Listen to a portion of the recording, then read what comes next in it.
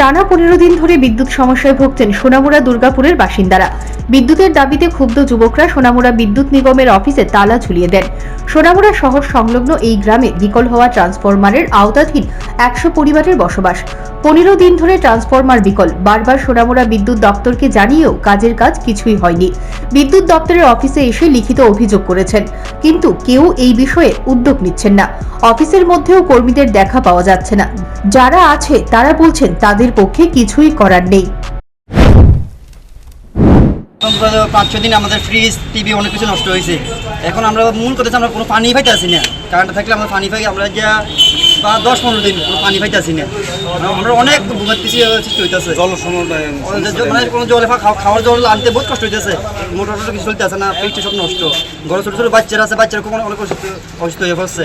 মুরব্বী আছে, তারা কারেন্ট না থাকার কারণে তারা অনেক অসুস্থ হয়ে পড়ছে। এই গরমের ভিতরে না অনেক মানে 15 দিন ধরে কারেন্ট নাই, কিছুই নাই, সব বন্ধ। এটা তো শহর লাগু একটা অঞ্চল, তোমরা দুর্গাপুর, এখানে তো গাছপালা না বেশি একটা নাই, তারপরে কেন সমস্যাটা হইতেছে? আমরা তো আইতাছি, তারা রিপোর্ট দিতেছি, জানাইতেছি, তারা জন্য করতেছে, আমরা মানছি, অনেক কথা মানছি, তারা অনেক গাবিলিত আছে, তারা যায় না। তারা এখান থেকে বই আমরা যাবো, তোমরা যাও, আমরা যাবো, তোমরা যাও, আমরা যাই বইতেই তারা কোনো যায় না। লাইনে কোনো ফল্ট আছে? ট্রান্সফরমার আসবো আজকে কইছে 15 দিন আগে ট্রান্সফরমার আইবো কইছে, এখন ট্রান্সফরমার দেয়া নাই।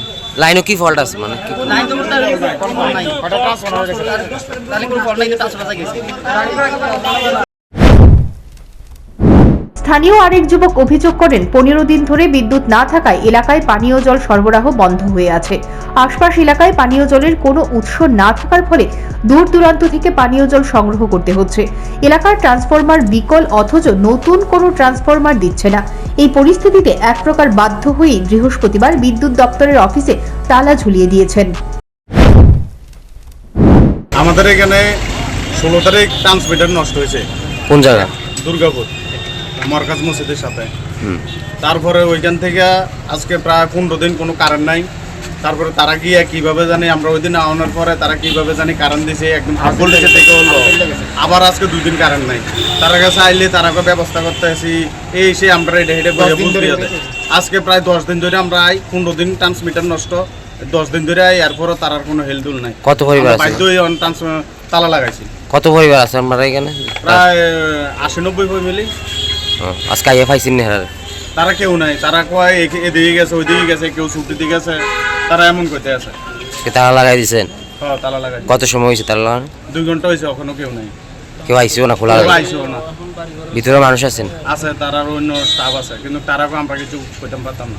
যারা লোকাল স্টাফ আছে ইলেকট্রিকের, তারা কি কইছে? তারা নাই দেয় নাই, কেউ নাই। কারোর সাথে কথা হয়েছে না? না না, একজন আছে, এর সাথে কথা কইছে, ভাই আমি কিছু কইতে পারতাম না, কেউ নাই এনে। তারা বাইরে গেছে, আবার ছুটি দিয়ে গেছে। প্রায় 2 ঘন্টা ধরে অফিসে আটকে থাকে বিদ্যুৎ কর্মীরা।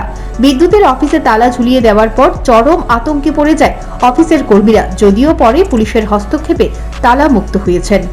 Bureau report, news prime Tripura.